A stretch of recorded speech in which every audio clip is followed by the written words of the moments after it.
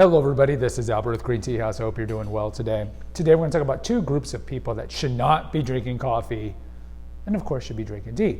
Now, before we begin, if you haven't visited us here in Green, Texas, which is outside of New Braunfels, Texas, halfway between San Antonio and Austin on Interstate 35, come visit us. We'd like to meet you.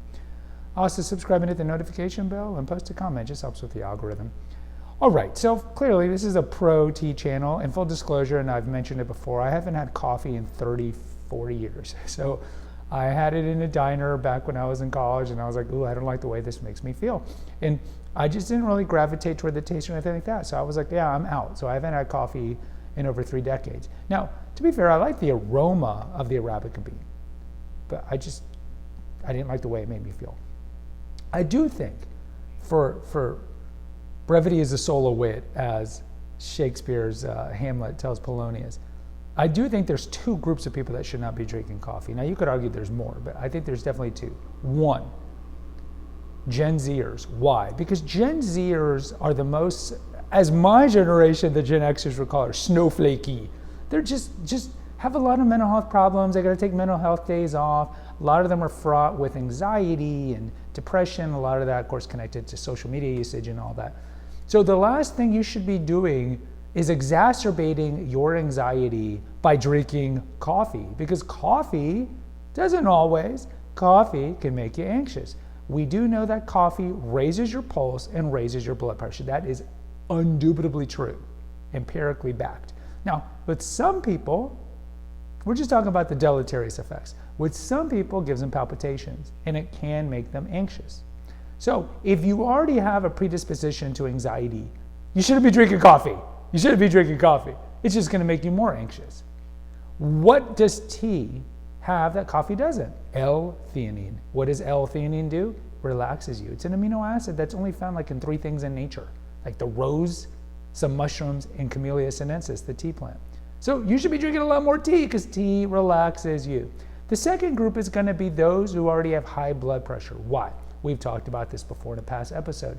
If you drink 2 cups of coffee or more, and you already have moderate to severe hypertension, doubles your chances of a cardiovascular event. What's a cardiovascular event? Heart attack, stroke, aneurysm, aortic dissection. The pipes, the pump in the pipes, they break. And what is moderate to extreme hypertension? Well, that's, your systole is probably like 180, your diastole is like 95. You're pushing it. That's probably way really high.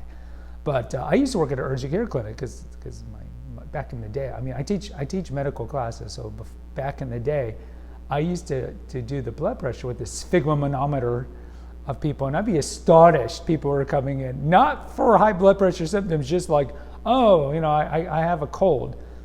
Their blood pressure is like 210 over 105. Okay, if you have blood pressure like that or anything close to that, don't be drinking coffee.